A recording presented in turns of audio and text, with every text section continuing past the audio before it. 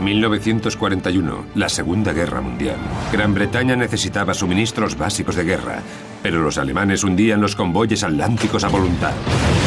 La tripulación de élite de los U-Boats había destruido 2,5 millones de toneladas de envíos desde el estallido de la guerra. Lo llamaban su buen momento. Esas máquinas se habían hecho para luchar. Pero el buen momento de los alemanes estaba a punto de quedar destruido cuando la marea de la guerra cambiara y amenazara con barrerlos. Nos alcanzó una carga de profundidad y las vibraciones fueron tan terribles que no podíamos movernos.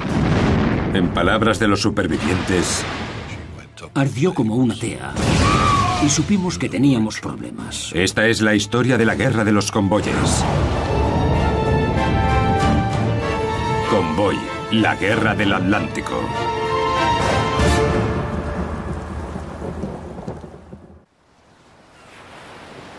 La caza. A principios de 1941, el jefe de submarinos alemán Karl Donitz era un hombre preocupado, a pesar de que sus U-Boats hundían unos 40 barcos aliados al mes. Había calculado que debía hundir el triple para vencer a Gran Bretaña. Planeaba una enorme ofensiva de primavera que esperaba que destruyera los convoyes. Los ataques irían encabezados por algunos de sus mejores U-Boats. Uno de los mejores comandantes era el legendario Günther Prien. Maestro en el arte de la guerra submarina, había hundido 27 barcos en 9 patrullas. A finales de febrero, el U-Boat de Prien había salido del puerto francés de Lorient hacia las rutas de convoyes atlánticas.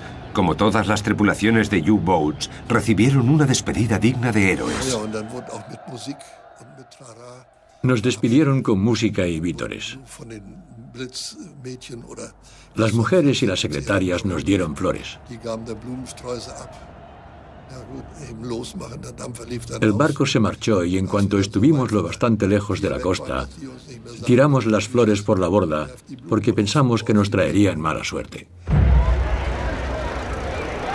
Pero para Donitz y Günther Prien, la mala suerte estaba a punto de empezar. El 6 de marzo, Günther Prien divisó un convoy. Era el OB-293, que partía de Gran Bretaña hacia Canadá en busca de suministros. Estaba compuesto por 37 barcos mercantes y vigilado por 4 escoltas de la Marina. Antes de que Prien pudiera atacar, debía contactar por radio con Donitz, que insistía en controlar personalmente los ataques de los U-Boats desde su centro de mando en Francia. Karl Donitz diseñó el sistema desde arriba, utilizando la radio para controlar lo que hacían los hombres, dónde iban, cómo luchaban. Les castigaba por no ser más eficaces. Quería dirigir toda la situación en el Atlántico desde un búnker por radio. Para evitar que los británicos leyesen sus mensajes de radio, Donitz utilizaba la más moderna máquina codificadora alemana, Enigma. Ordenó que 3 U-Boats más se uniesen a Prien y atacaran el convoy. Tras varias tácticas comprobadas lanzadas por Donitz, Prien y el resto de los U-Boats pensaba atacar por la noche, en la superficie. Los capitanes más valientes se sumergirían y se elevarían dentro del convoy.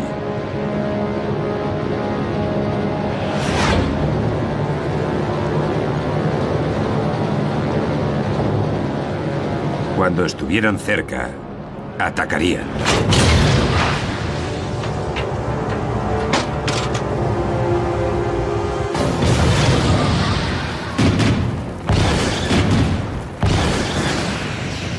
Era un sonido horrible. Algo así. Se oía cuando el barco se hundía, cuando se comprimía, crujía y temblaba.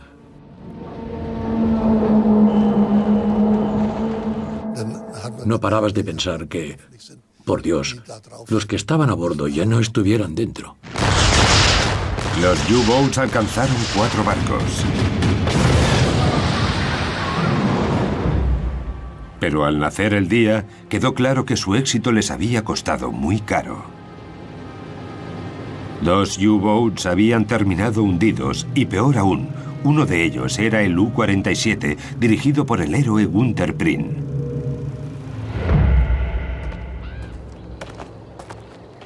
La pérdida de Prin fue un duro golpe para Donitz. Brian era todo lo que un hombre debería ser. Tenía una gran personalidad y estaba lleno de entusiasmo, energía y alegría. Estaba totalmente dedicado. Era un gran ejemplo para todos los que estaban a su mando. Tras 3 meses sin perder ningún U-Boat, perder 2 en una sola noche fue un golpe tremendo. Donitz no podía entender cómo habían hecho los británicos para sacarles ventaja. Atacando por la noche y en la superficie, los U-Boats debían ser prácticamente invisibles. Eran difíciles de ver. Su silueta era pequeña. La parte más elevada era la torre, que se alzaba 3 o 4 metros sobre el nivel del mar, que no es mucho en el mar oscuro y cambiante.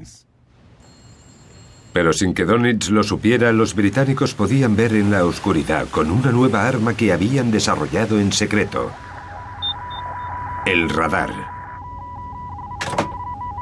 Los científicos británicos habían dedicado casi 10 años al desarrollo de esa nueva tecnología encubierta.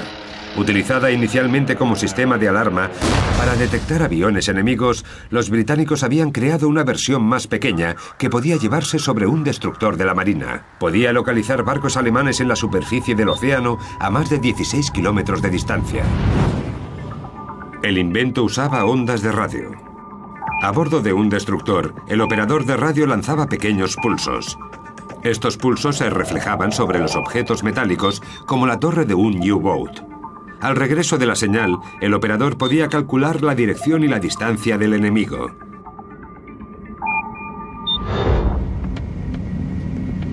La invención del radar daba una gran ventaja a los británicos. De repente sabían dónde estaba el enemigo, podían verle, y este no sabía que podían verle.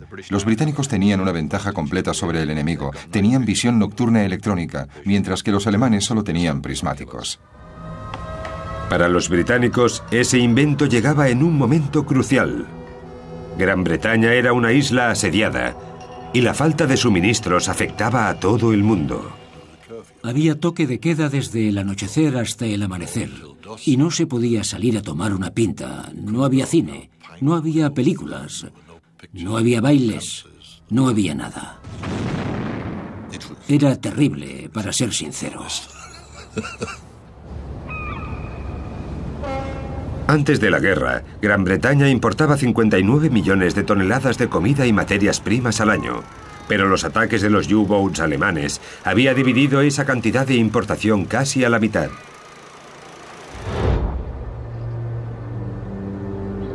Donitz estaba convencido de que podía detener totalmente los convoyes. Pero el alto mando alemán le frenaba. En marzo de 1941 tenía apenas 96 U-Boats, cuando siempre había dicho que necesitaba 300 para derrotar a los convoyes. No tenía la fuerza que necesitaba porque Hitler estaba convencido que la clave de la victoria eran los buques, no los submarinos.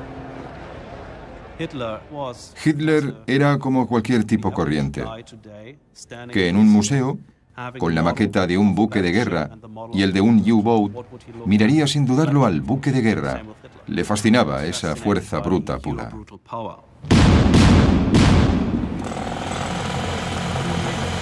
El orgullo de la nueva flota de Hitler estaba casi terminado, el Bismarck.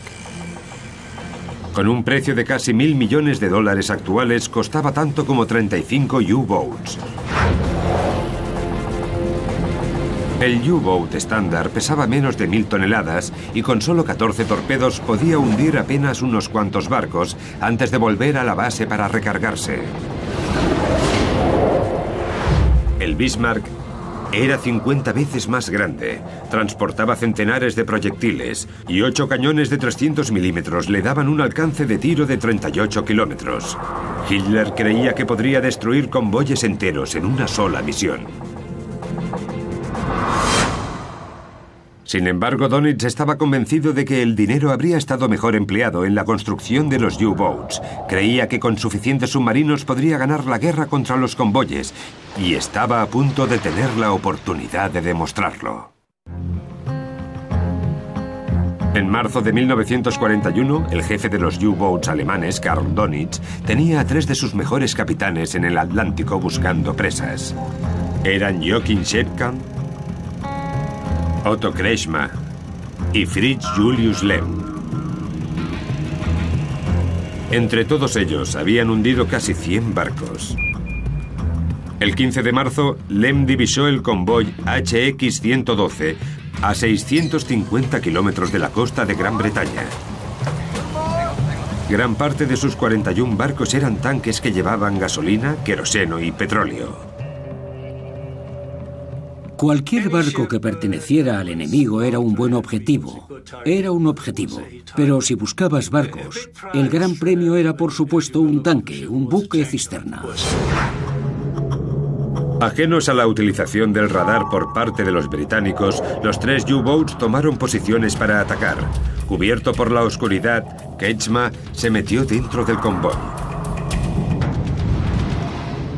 En una increíble demostración de guerra submarina, hundió 5 barcos en poco más de una hora.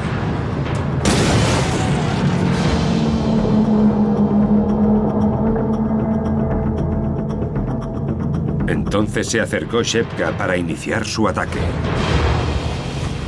Pero un destructor británico lo detectó con su nuevo sistema de radar.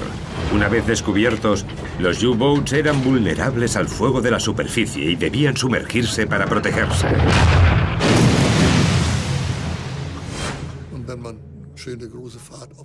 Si tenías un poco de velocidad, el descenso era bastante rápido. Sumergirse lo más rápido y profundamente posible era cuestión de un momento. Lo hacíamos en menos de 30 segundos. Pero los U-Boats no estaban a salvo, ni siquiera bajo el agua. Los británicos encendieron el sonar para localizar a los U-Boats. Lo único que podía hacer la tripulación era esperar y rezar. Te sentabas en el barco sin poder hacer nada. Lo único que podías hacer era sentarte en silencio. Y cuando te asustabas sentías un nudo en el estómago. Era una experiencia horrible. Sabías que estabas cerca de la muerte. Podía llegar en los siguientes 2 minutos. No había manera de saber qué pensaba la gente. Pero yo pensaba que teníamos un gran problema.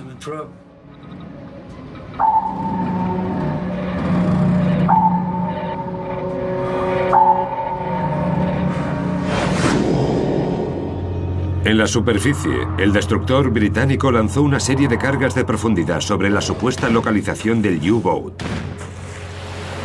Cada carga contenía 136 kilos de explosivos preparados para detonar a una determinada profundidad.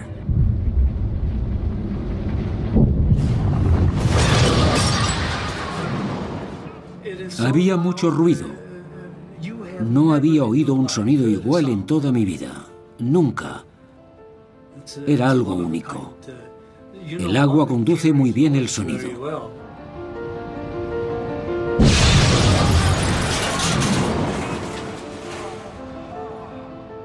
Era un ruido increíble, increíble.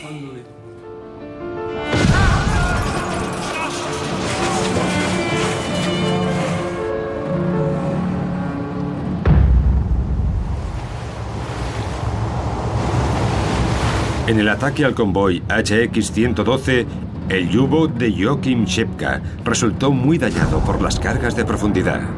No tuvo más opción que llenar de aire sus tanques de lastre y salir a la superficie.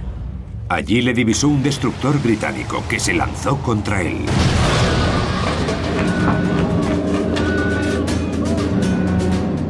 Schepka y 37 miembros de su tripulación se hundieron en el océano.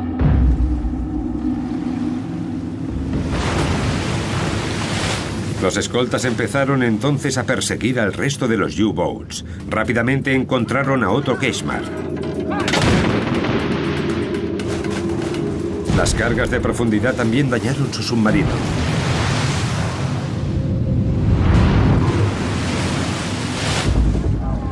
Consiguió emerger, pero tuvo que abandonar el barco y fue capturado vivo.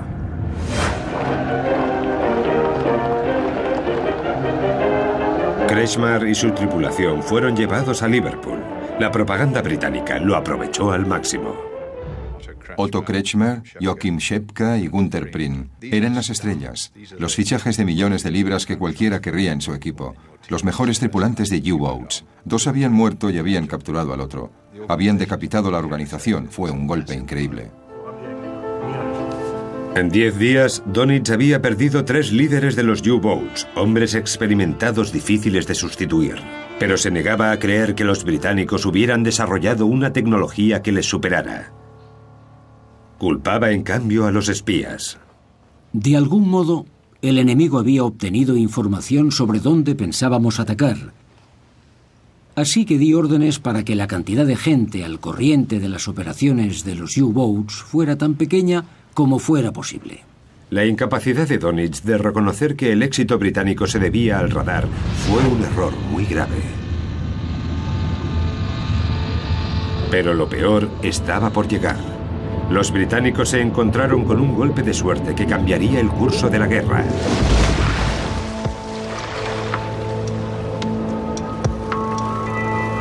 Tres de los mejores tripulantes de Dönitz se habían perdido, pero Fritz Julius Lehm había conseguido escapar a la carnicería. El 9 de mayo de 1941, sin embargo, se quedaría sin suerte. George Hogel era el operador de radio de Lehm. Alcanzamos 2 barcos del convoy. En el tercer tiro hubo un problema con el torpedo. Entonces se nos acercó el destructor. David Baum iba a bordo del destructor. Torpedearon 2 barcos e inmediatamente fuimos en la dirección en la que creíamos que debía estar el U-Boat. Lanzamos cargas de profundidad e hicimos un ataque bastante bueno. Estaba en la sala de detección de sonido y oí algo metálico. Le dije al otro oficial: «Madre mía, Fritz, nos tienen cogidos por el cuello».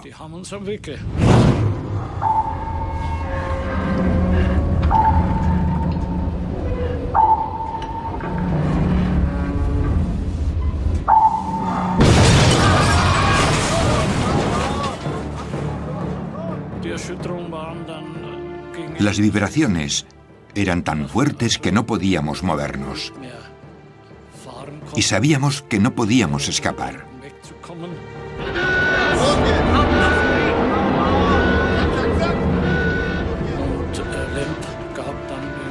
Lehm dio entonces la orden de salir a la superficie.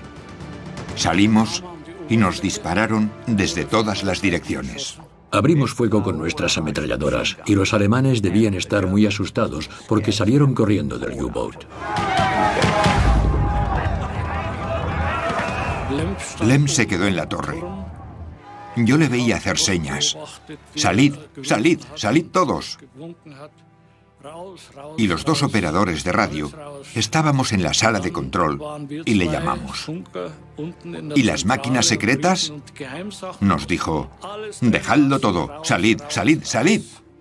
Quería salvar a todos los hombres. Lehm y la tripulación abandonaron el barco, pero para su horror, el U-Boat se mantuvo a flote.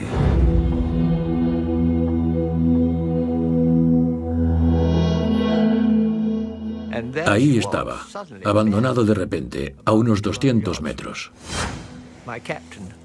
Mi capitán me pidió que subiera a ver qué averiguaba.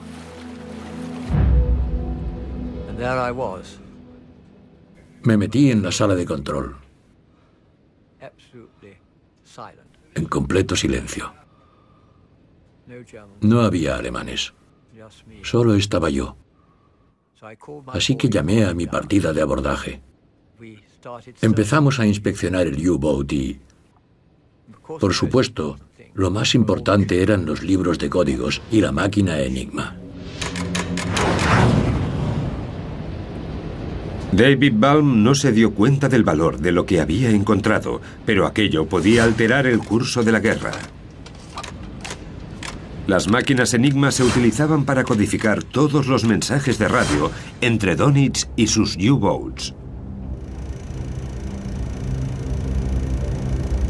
El cadáver del héroe Lem nunca se encontró, pero hasta hoy, George Hoggle cree que hizo todo lo que pudo para evitar que Enigma cayera en manos enemigas. Estoy convencido de que solo quería salvar a sus hombres y que creía que el submarino se hundiría inmediatamente. Mediante un increíble golpe de suerte, los británicos habían capturado la clave de los códigos navales alemanes. En solo 4 días llevaron la máquina Enigma a su cuartel general, Bletchley Park. Confiando en poder desvelar todos los secretos de Donitz, algunos de los mejores cerebros de Gran Bretaña se pusieron a trabajar. Según los entendidos, eso acortó 2 años la guerra, salvando innumerables vidas. Los mensajes descifrados se enviaban al centro neurálgico de los convoyes aliados, el cuartel aliado de aproximación desde el oeste de Liverpool. Por fin podían adivinar la posición de los U-Boats e intentar mover a los convoyes a su alrededor. Ayudados por lo que habían descubierto de Enigma y por la tecnología del radar, los británicos volvían a recuperar el poder. Aumentó la confianza de que los convoyes llegaran con seguridad y Gran Bretaña se mantuvo firme en la guerra. Era la primera vez que los británicos tenían un buen conocimiento de lo que hacían los U-Boats, y eso les daba una información que utilizarían durante el resto de ese año. Mientras tanto, Donitz seguía creyendo que el código Enigma era indescifrable. No creo que el uso de la radio por parte de los U-Boats haya causado alguna reacción enemiga. La estrategia de los U-Boats iba perdiendo fuerza. Pero Hitler estaba a punto de atacar y de lanzar una nueva superarma contra los convoyes.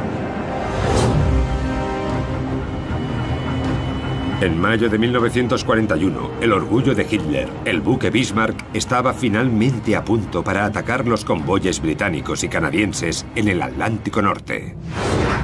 El Bismarck era uno de los buques de guerra más avanzados jamás construidos. Los cañones disparaban proyectiles de 770 kilos a una distancia de 40 kilómetros. Aunque los británicos pudieran usar el radar y los datos de Enigma para encontrarlo, los alemanes creían que el Bismarck era invencible. Mientras el Bismarck abandonaba el Báltico el 19 de mayo de 1941, el comandante de la flota, Günther Lütjens, se dirigía a su tripulación de 2.200 hombres. El día que llevamos tanto tiempo esperando ha llegado al fin. El momento en el que podremos conducir nuestra orgullosa nave hacia el enemigo. El 23 de mayo, el Bismarck rodeó la parte superior de Islandia y se dirigió directamente hacia las rutas de suministro. Los británicos entendían que eso arruinaría la guerra, que habría muchas bajas, que el sistema se vendría abajo. Sin el sistema de convoyes, los británicos no podían usar el Atlántico y el Bismarck podía destruir todo el sistema. 5 días después de abandonar el puerto, el gigante buque alemán hundió al orgullo de la Marina británica, el HMS Hood. Murieron 1.415 marineros británicos. Como represalia, Churchill centró toda la Marina en una sola misión: hundir el Bismarck.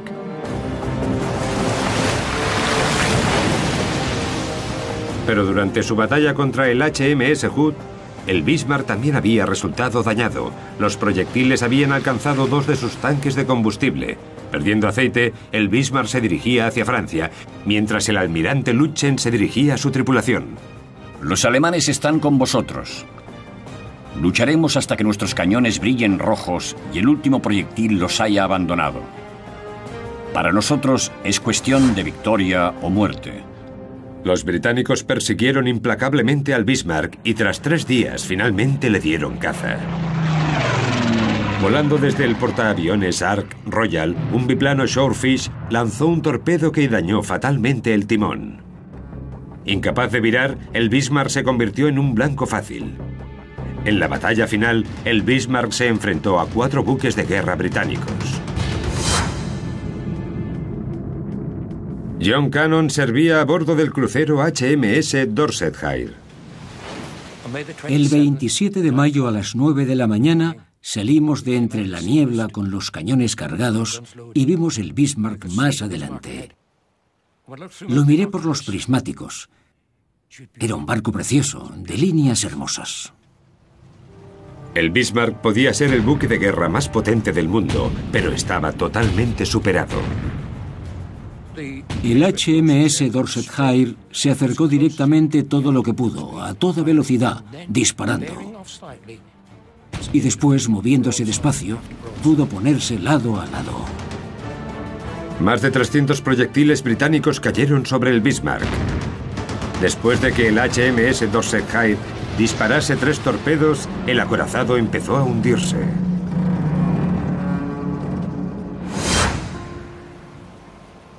Estas imágenes son las últimas conocidas del buque alemán. Los británicos habían conseguido una enorme victoria, pero todos los ojos se volvieron hacia los 2.200 tripulantes del Bismarck. Una de las principales dificultades fue cuando lanzamos una cuerda a los alemanes. La cogieron demasiados y no pudimos izarles. Entonces el avistamiento del periscopio de un U-boat les obligó a abortar el rescate. Se iban a ahogar, quisiéramos o no. No podrían volver a casa. Los dejamos que se ahogaran. Eran los hijos de alguien. Los maridos de alguien. Eran seres humanos, fueran alemanes o no. Al día siguiente, la batalla de los convoyes se detuvo durante un momento increíble, alrededor de un marinero alemán muerto. De los 82 que recogimos, uno estaba muy malherido, un marinero llamado Luther. Nuestros cirujanos trabajaron con él durante toda la noche, pero murió. Colocaron el cadáver en la cubierta, lo taparon con una bandera alemana y llevaron a todos los marines alemanes para formar una línea encubierta. Nosotros nos pusimos al otro lado. Siempre recordaré que uno de los alemanes tenía una armónica, se la habían dejado y empezó a tocar a Hijata Fren. Yo tenía un amigo. Eso estuvo bien. Hicimos las formalidades adecuadas. El Dorsetshire se detuvo un momento y lanzamos el cadáver al agua.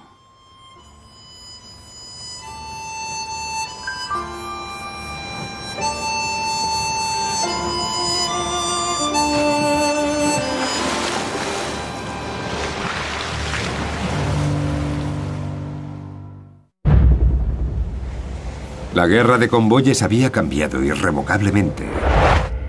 Hitler estaba destrozado por la pérdida del Bismarck. Finalmente, se dio cuenta de que Dönitz tenía razón. Colocar toda la potencia en un solo buque de guerra era una jugada muy arriesgada. Era mejor diseminar el riesgo y atacar los convoyes con una flota de U-boats más pequeños y económicos. A partir de entonces, el vicealmirante Dönitz estaría al mando de la lucha contra los convoyes en solitario. Los británicos y los canadienses estaban a punto de darle la oportunidad de recuperar la iniciativa. En el verano de 1941, los aliados también sufrían problemas. Tenían la tecnología del radar para perseguir a los U-boats, pero no tenían suficientes sistemas nuevos para equipar a los barcos de escolta canadienses. Hay que recordar que los británicos inventaron el radar centimétrico, y era lógico que la gente que lo había inventado y lo había perfeccionado y la gente que lo construía lo pusiera en sus barcos, en sus aguas. Además de no tener la tecnología necesaria para atacar a los U-boats, los escoltas canadienses no tenían suficiente mano de obra. En 2 años, la Marina canadiense se había expandido y había pasado de tener 6 barcos capaces de combatir a tener 70, pero necesitaban desesperadamente tripulación entrenada. Si los aliados querían ganar la guerra, había un país con el que tenían que unirse en la lucha: Estados Unidos. Estados Unidos tenía la mayor economía del mundo y el presidente Roosevelt había endurecido su postura. Ninguna nación puede apaciguar a los nazis. Ningún hombre puede convertir a un tigre en un gato acariciándolo. Pero su pueblo seguía sin estar de humor para luchar contra Hitler. No queremos guerra y no habrá guerra.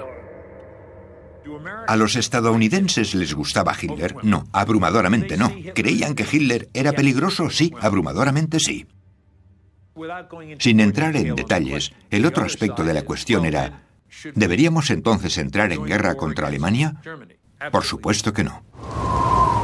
Sin que Estados Unidos se uniera a la guerra, la Marina Real Canadiense hacía lo que podía, aunque no tenían los nuevos sistemas de radar y sus tripulaciones eran inexpertas. 1500 metros, 1400 metros. El 30 de agosto de 1941, el convoy SC-42 partió de Sídney, Nueva Escocia, en un viaje de 2 semanas y media hacia Gran Bretaña. Entre la carga había 22.000 toneladas de cereales para el esfuerzo de guerra británico. Peter Cook estaba a bordo del destructor canadiense Esquina. En el SC-42 creo que había unos 60 o 70 barcos. Había un destructor, el Esquina, al frente del convoy y teníamos 3 corbetas. A la partida del convoy, los mensajes de Enigma indicaban que se estaba reuniendo un Wolfpack de U-Boats. Los británicos alertaron al convoy, pero no pudieron rediseñar la ruta porque estaban atrapados en una enorme tormenta atlántica. Vi cómo la proa se hundía y el mar le pasaba por encima. Ted Hodgson era un aprendiz de 16 años en el barco mercante Ketty. Era un convoy lento. Algunos de los barcos no llegaban a los 7 nudos. Lo que significaba que cuando el tiempo era malo, estábamos literalmente quietos. Y entonces, 10 días después de iniciar el trayecto, el convoy se encontró con las mandíbulas del Wolfpack, la manada de lobos. Con 17 U-Boats, era una enorme emboscada. Los alemanes habían atacado un par de convoyes escoltados, pero nunca se habían enfrentado de verdad a uno. Al SC-42 lo cogieron en una zona en la que estaba muy lejos de refuerzos inmediatos, con un equipo de escoltas que no estaba bien engrasado, no estaba bien equipado, tenía problemas de comunicación. Básicamente lo superaron en todo. El 9 de septiembre de 1941, los U-Boats atacaron su primer barco mercante. Oímos el estruendo y el barco estalló en llamas. Sabíamos que teníamos problemas, porque había un barco en una parte del convoy. Los escoltas corrían allí. Y otro barco aparecía al otro lado del convoy. Donitz había ordenado que acudieran 3 U-Boats más y, sabiéndose superiores, atacaron. Tenían que seguir adelante. Nos llegaban mensajes desde Gran Bretaña que decían que se estaban reuniendo cada vez más submarinos. Se estaban volviendo más valientes. Salían a la superficie a plena luz del día y se colaban entre las líneas de los barcos disparando sus torpedos y sus cañones. Durante 3 días, los U-Boats continuaron con sus despiadados ataques. Hundieron 15 barcos y mataron a más de 200 marinos, casi una tercera parte de la tripulación del convoy.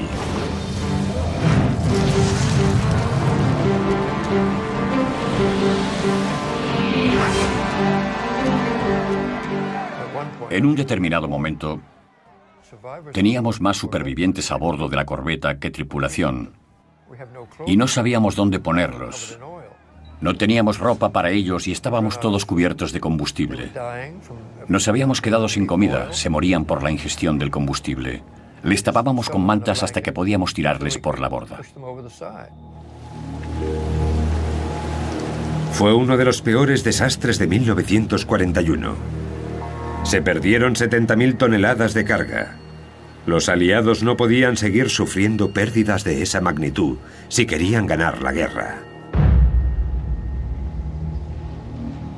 Pero lo peor estaba por llegar. Con la pérdida del buque Bismarck, Hitler le dio prioridad a Dönitz y sus U-Boats.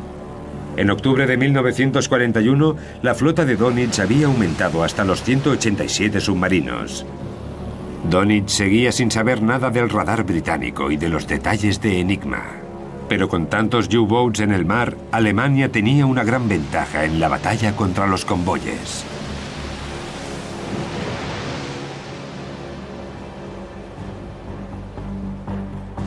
Gran Bretaña y Canadá seguían teniendo únicamente una esperanza: que Estados Unidos se involucrara más activamente. Aunque Roosevelt no quería declarar la guerra a la Alemania nazi, enviaba suministros a Gran Bretaña. En un arriesgado movimiento, acordó con Churchill que protegiera esos convoyes estadounidenses con buques de guerra.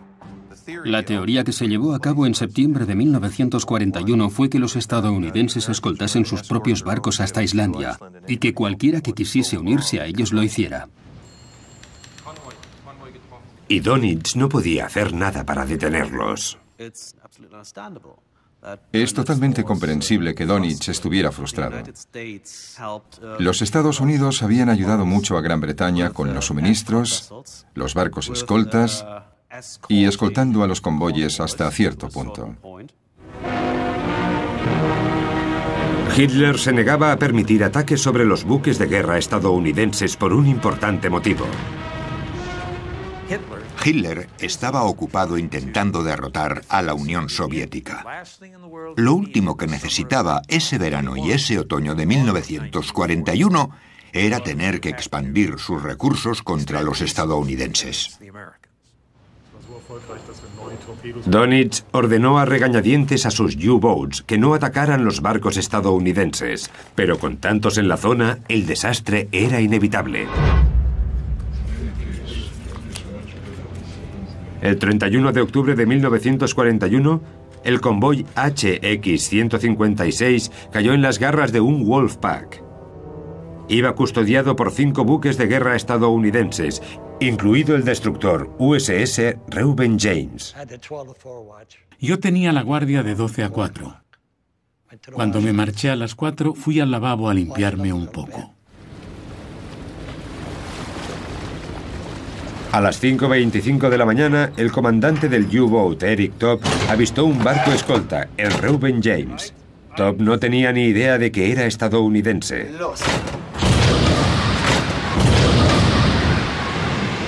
Lanzó 2 torpedos. Me lavé la cara, bajé, me tumbé en la litera y entonces estalló.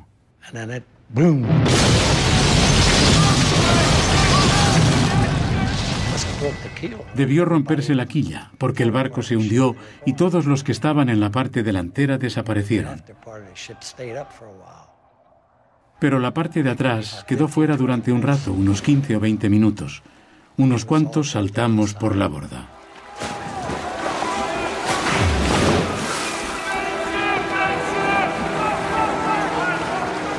El Reuben James se hundió, matando a 115 marineros estadounidenses.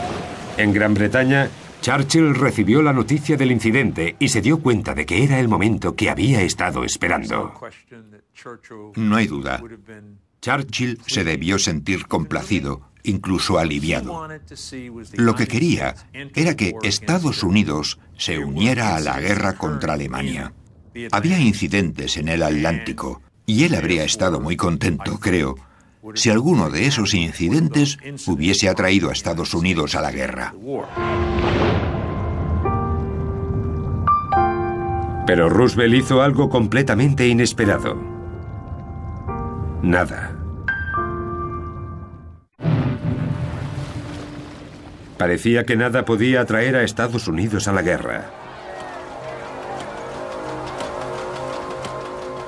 Aunque los aliados tenían información sobre Enigma y sistemas de radar para apartarse de los ataques de los U-Boats, Dönitz tenía 200 U-Boats.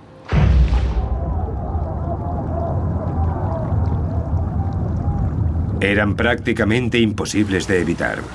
¡Alerta de torpedo! Gran Bretaña necesitaba desesperadamente nuevas maneras de proteger los convoyes.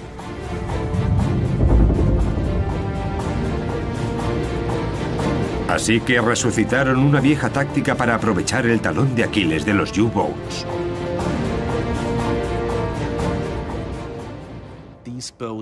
Esos barcos no eran submarinos como los de hoy en día, capaces de navegar bajo el agua durante largos periodos de tiempo.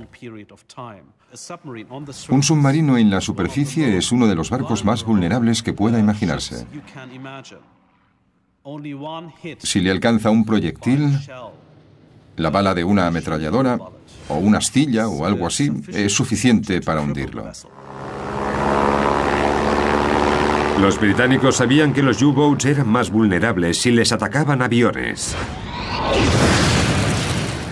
Habían intentado explotar esa debilidad al principio de la guerra, pero habían aprendido una dolorosa lección al perder el portaaviones Coraigos y 500 hombres ante un solo U-Boat. Gran Bretaña no podía permitirse perder más portaaviones en los convoyes. Al principio de la guerra, los británicos usaron portaaviones contra los U-Boats con consecuencias desastrosas porque perdieron uno. Mucho antes de la guerra ya habían descubierto que un barco portaaviones sería un gran valor en la guerra en el mar.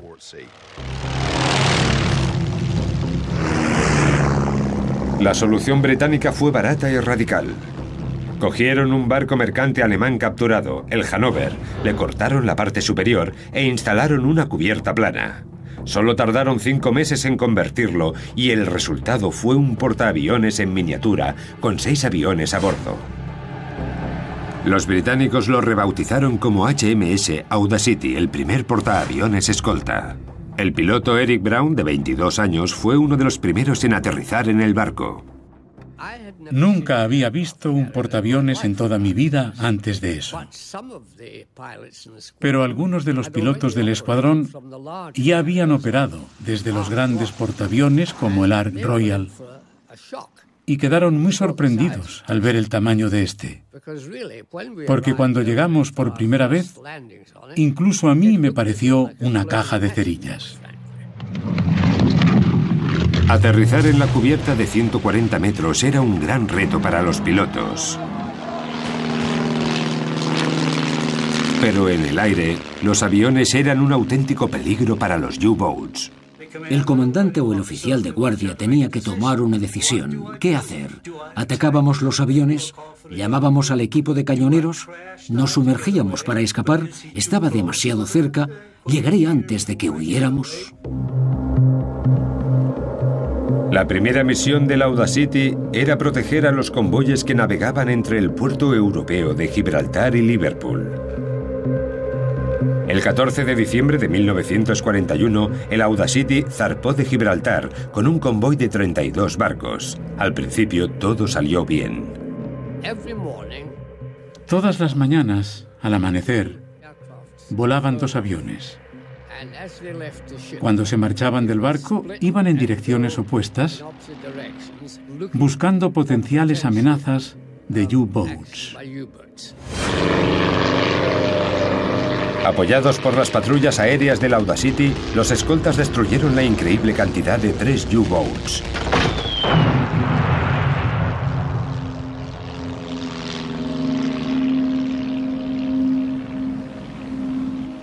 Pero entonces, 8 días después de zarpar, un U-Boat divisó al Audacity. Fui el último en tomar tierra al atardecer. Estaba sentado en el vestuario tomando café cuando nos alcanzó el primer torpedo. Tocó la popa y nos desmontó el timón. Dispararon 2 torpedos más y la proa estalló. Se vino abajo totalmente.